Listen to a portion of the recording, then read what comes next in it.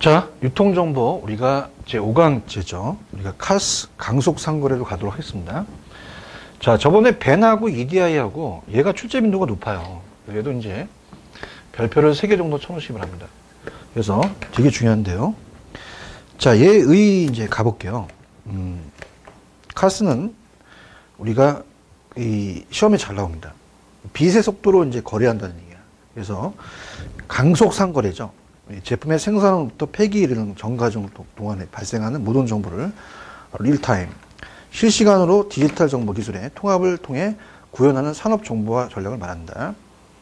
그래서 이제 밑에 이 카스는 이 통합 판매, 물류 생산 시스템이라고 하는데요. 1982년 미국의 국방성, 처음에 이제 국방 군수 물류에서 처음에는 그래서 병참 지원 체계로 개발이 되어 있습니다. 그래서 최근에는 이제 민간에서까지도 급속도로 이제 확산되고 있는데요. 자, 기업의 설계라든지 생산 과정과 이를 보급, 조달하는 물류 지원 과정을 연결시키는 거죠. 그래서 이제 정보를 디지털하여 종이 없이 이 컴퓨터에 저장하고 활용함으로써 업무를 과학화, 자동화하는. 자, 여기서 키가 되는 건 디지털화해서 디지털화 종이 없이 간다는 게 중요하죠. 자, 특징 중요합니다. 항상 우리가 특징 같은 거 잘 나오죠. 자, 특징을 본다면 설계에서 요구에서 폐기까지 제품의 라이프 사이클 전체를 대상으로. 자, 라이프 사이클이 이제 프로젝트 라이프 사이클이죠. 자, 그래서 이제 밑에 보시면은 어떻습니까? 가장 중요한 게 아까 서류를 없애고 페이퍼리스죠. 서류를 없애고 온라인 형태로 정보를 전달하는 이 종래 정보화 대상이었던 수치 데이터뿐만 아니라 설계도, 매뉴얼 등을 비롯한 화상 음성을 포함한 멀티미디어 정보를 교환할 수 있는 우리가 미래형 산업 정보 시스템이다 이렇게 됩니다. 그 다음에 이제 밑에 보시면 이제 이 모든 정보는 카스에 표현, 저장, 전달할 때 이 통일된 국제 표준이 있죠. 그래서 이에서 의거될 수 있다. 그래서 이렇게 정보를 교환할 수 있다는 거죠. 그러면 얘는 어떻습니까? 밑에 보시면은 이 실현을 위해서는요, 전 세계를 연결하는 안정적인 네트워크가 정비가 전제가 돼야 돼요. 그 다음에 초고속 통신망이 전 세계적으로 구축이 돼야 되고, 밑에 이제 제품의 설계에서 이 내용이 나와 있는 거는 참여 기업이 설계, 조달, 보수, 운영 정보를 공유해야 된다는 겁니다. 자, 그래서 이제 그 시대적인 이 개념 변천은 우리 어떻습니까? 개념의 변천은 요건 이제 번호를 한번 매겨볼게요. 첫 번째 점에 1번으로 매기십시오.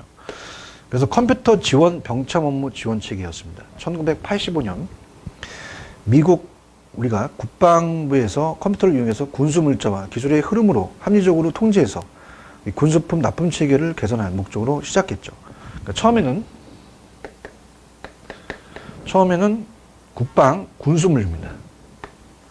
국방의 군수 물류였다. 이게 시작이 됐고요. 그 다음에 이제 2번. 컴퓨터 이한 이 조달 및 병참 업무 지원 체계. 그래서 이제 1988년에 조달 기능이 추가돼서 이 카스의 무기 체계 획득 및 병참 지원 전산을 의미해서 개념이 확대되고요. 그 다음에 세 번째는 통합 물류 생산 및 정보 시스템. 자, 이게 영어가 컨티뉴어스, 지속적인 거죠. 그래서 1990년대 초반에 카스의 의미가 지속적인 획득 및 수명주기 지원책을 바뀝니다. 대형 군납업체뿐만 아니라 부품을 납품하는 하청업체까지 범위를 확대한 거죠. 그 다음에 이제 네 번째가 강속 상거래입니다. 이제 제대로 왔죠. 강속 상거래. 자, 그래서 1990년대부터 민간 기업이 확대가 돼요. 그래서 카스의 사고방식을 채택한다. 그래서 강속 상거래가 이제 1990년도에 민간 기업에 대한 것이 이제 채택됐다는 게 시험에 나올 수가 있죠. 이렇게 해서 보시면 되고, 그 다음에 이제 넘기시면은 카스의 전개는 그냥 밑줄만. 자, 이제 제품의 설계에서부터 제조, 유통, 유지, 보수에 이르기까지 모든 데이터, 서류, 도면, 거래 정보를 표준화해서 거래 관계에 있는 기업 간에 신속히 주고받는 것을 지향한다. 밑에 가시면 세 번째, 전자사회는 거래가 크게 이제 확산될 전망이고요. 밑에 이럴 경우 이제 각 기업은 정보 자동화와 정보 통합화를 통해서 원가 절감, 품질 향상, 재고 감소, 그다음 밑에 거래 데이터의 오류의 감소와 신속한 교환으로 이제 교육이 고속화되고요. 자, 어떻습니까? 항상 우리가 기대 효과 중요하잖아요. 기대 효과. 그래서 기대 효과 동그라미 치시면 몇표 치시면 좋은 점이야. 기대 효과는. 그래서 어떤 거에 동그라미 쳐야 돼요? 비용 절감, 신속한 정보 전달, 소요 시간 단축, 국제 경쟁력 강화, 우리가 21세기 정부와 사회로의 조기 진입 이런 거. 그다음에 이제 EC, EDI, 카스에 대한 관계는 자, EC와 카스의 핵심은 제품의 설계, 조달, 생산, 판매, 결제, 사후 관리 등 비즈니스와 관련한 각종 정보를 표준화, 디지털화, 통합화해서 컴퓨터 업무를 처리하는 겁니다. EC와 카스는 그 발전 과정이나 접근 방법이 상이하지만 다르지만 궁극적으로 모든 상거래를 전자적으로 컴퓨터로 처리하고자 한다는 점에서 동일하다는 거죠. 자, EC는 경영적인 측면인데 카스는 기술적인 측면이다. 그러니까 카스는 기술적, 키포인트예요. 기술적이고 공학적이다. 공학적 키포인트가 됩니다. 그래서 기술적인 측면으로 보는 것이기 때문에 자, EC와 카스의 근간을 이루는 핵심 정보 기술이 전자문서 교환 EDI다. 이렇게 보시면 되고요. 그 다음에 이제 우리가 보시면은 인트라넷이라는 게 있죠. 그게 중요하진 않습니다. 인트라넷은. 그냥 들어보세요. 자, 인트라넷은 뭐예요?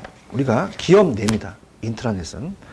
자, 얘의 핵심 포인트는 인트라넷은 기업 내가 포인트죠.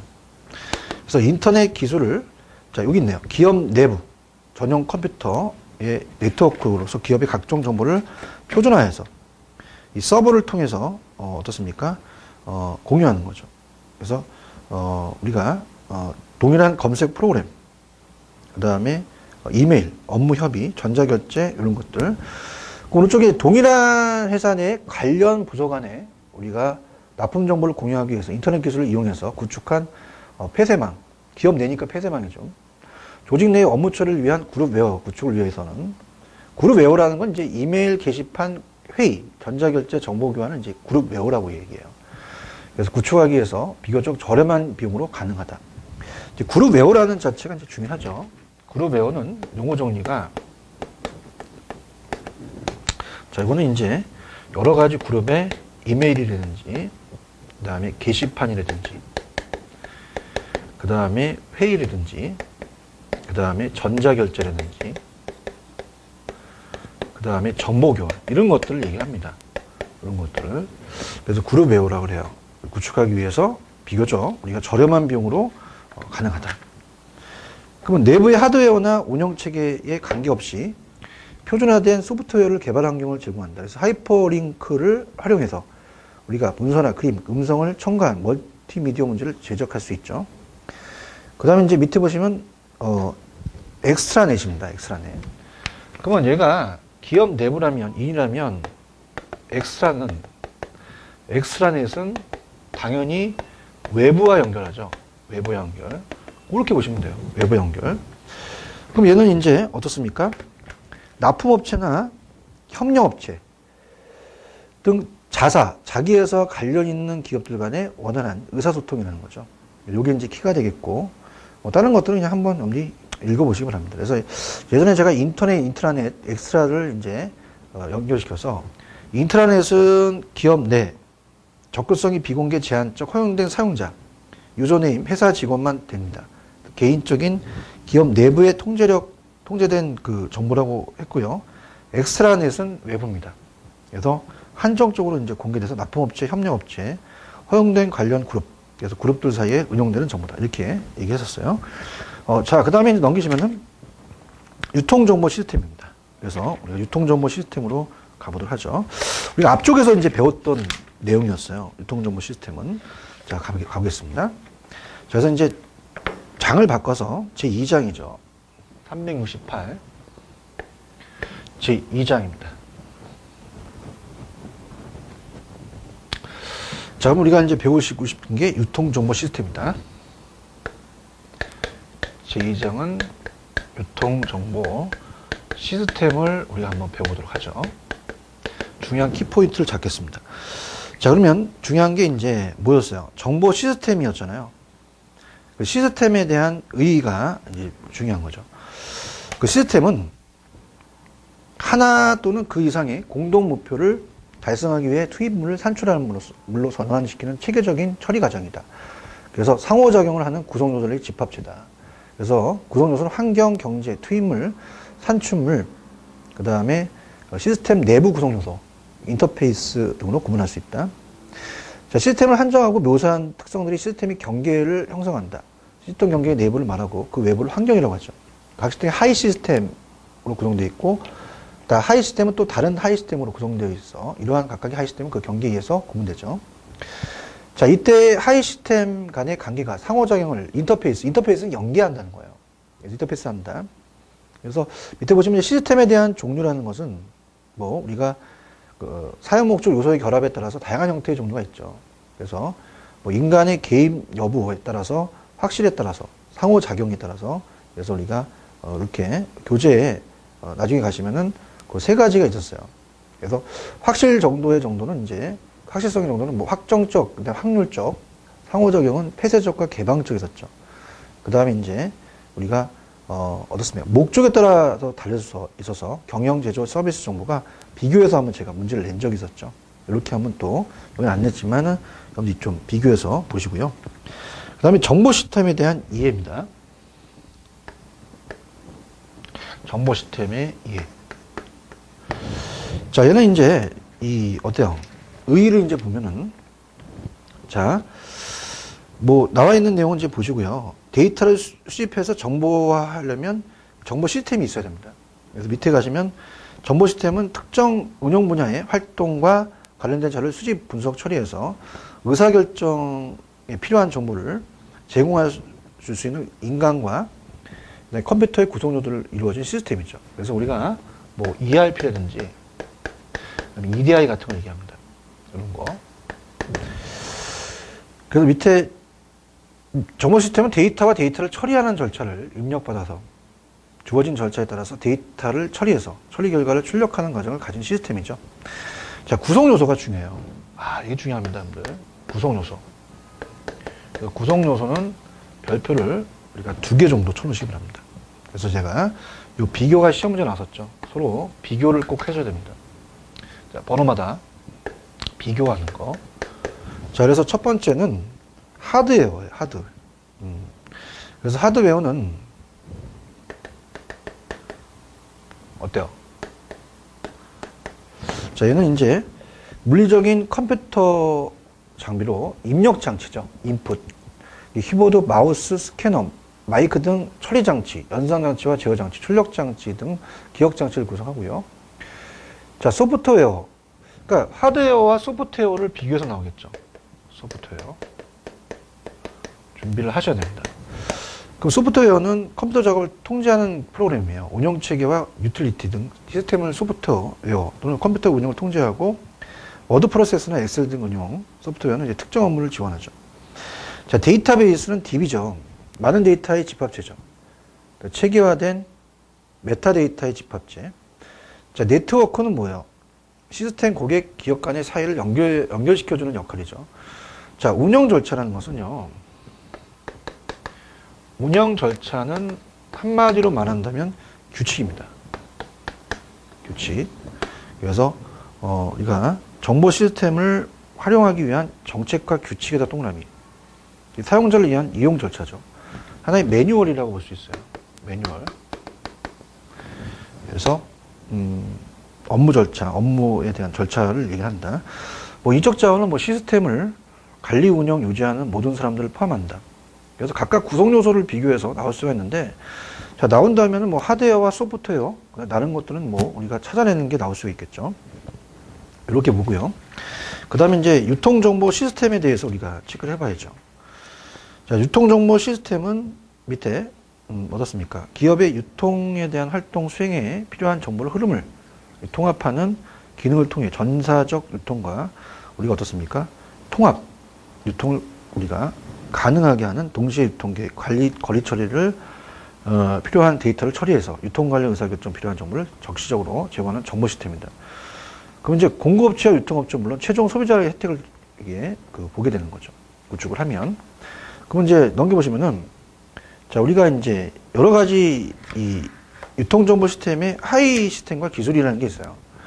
그래서 이 하위 시스템은 수요 예측 시스템, 구매 관리 시스템, 주문 처리 시스템, 오더죠. 그 다음에 관련 기술은 정보에 대한 기반 시스템 또는 바코드, 무선 바코드 시스템, 포스 시스템, EDI, 밴, 부가가치 통신망, 데이터베이스 시스템, 인터넷 이런 것들이 되겠죠. 그 다음에 응용 기술은 정보 운용 시스템, 그래서 SCM, QR, 우리가 ECR, 효율적 고객 대응이죠. ERP, 전사적 자원계획, 되게 많이 쓰겠죠. 이런 것들이 있습니다. 그래서 구분하는 것도 꼭 중요합니다. 그래서 하이 시스템, 관련 기술, 응용 기술이 시험 문제 비교해서 나올 수가 있죠. 꼭 체크하시고요. 그 다음에 유통 정보 시스템의 내용입니다. 내용 같은 것도 한번 봐야 돼요. 그럼 내용은 이제 어떻게 이제 구성이 되느냐. 자, 이 내용을 이제 본다면, 내용도 한번 별표를 한번 쳐보세요. 우리가 유통정보 시스템의 내용을 제가 또 한번 보라고 했었죠. 자, 얘는 이제 어떻습니까? 자체적으로 뭐 실적 관리, 주문 처리, 주문 처리가 오더죠. 연계, 주문 받아서 연계하는 겁니다. 그 다음에 우리가 대금 관리 시스템. 그래서 실적 관리는 제품별, 고객별, 지역별, 우리가 사원별 또는 영업소별로 판매 실적을 관리하는 거고, 주문 처리는 오더죠. 주문 입력, 재고 확인, 여신 확인, 주문 확정 시까지의 정보를 처리해서 연계하는 거죠. 주문 받아서. 연계 시스템은 하이 시스템 사이를 연계한다. 대금 관리는 뭐 고객이 지불해야 하는 대금과 거래 실적에 따른 연신 한도 정보를 포함한다. 이렇게 보시면 되고요. 그 다음에 이제 유통정보 시스템의 유통 경로에 미치는 영향입니다. 이런 것도 한번 체크해 볼 만한데요. 자, 우리가 어떻습니까? 일단은 이것도 이제 별표를 쳐놨죠. 예전에. 자, 재고 관리의 용이죠. 그죠? 어떻습니까? 누가 재고를 가지고 가느냐, 누구한테 이제 떠맡기느냐, 떠넘기느냐. 그래서 이제 정보 기술을 이용한 재고 관리는 이 제조업체의 생산 계획과 도소매상의 구매 계획을 도움을 줌으로써 고객의 대기 시간을 단축하고 이 재고의 절대량, 안전 재고량 등 재고량을 줄이는 거죠. 그래서 우리가 주문점이나 주문 시기, 경제적 주문량이 EOQ라고 되어 있잖아요. 재고 관리 중에서 이제 EOQ가 이제 중요하겠죠. 물류 관리입니다. 수송 관리죠. 운송 보관, 하역. 머천다이징, 고객이 원하는 상품을 팔기 위해서 적절하게 매입하고 구매 구색을 갖추고 제품을 믹스하는 게 이제 머천다이징이죠. 제품 계열화죠. 촉진 관리, 프로모션입니다.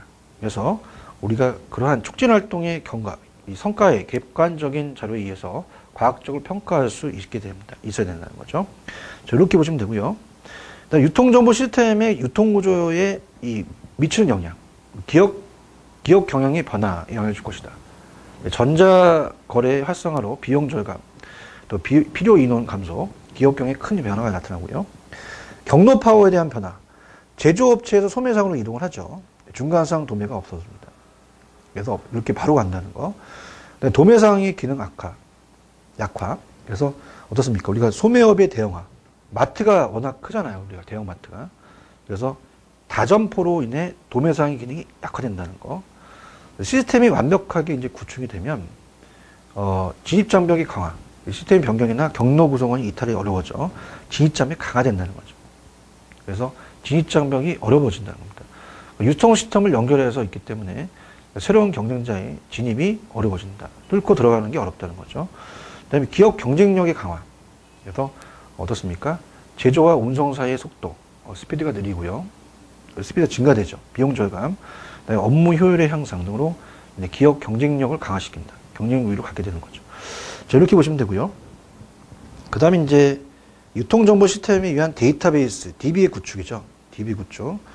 자, 이거는 이제 우리가 데이터베이스의 뜻을 이제 가져가셔야 돼요. 데이터베이스. 이 DB라는 거죠.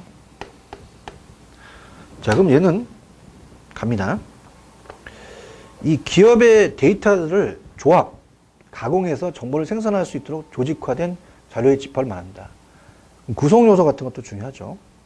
사용자라는 게 있고요. 데이터베이스의 언어, 기계, 관리 시스템. 특히 스키마가 한번 시험에 나왔었어요.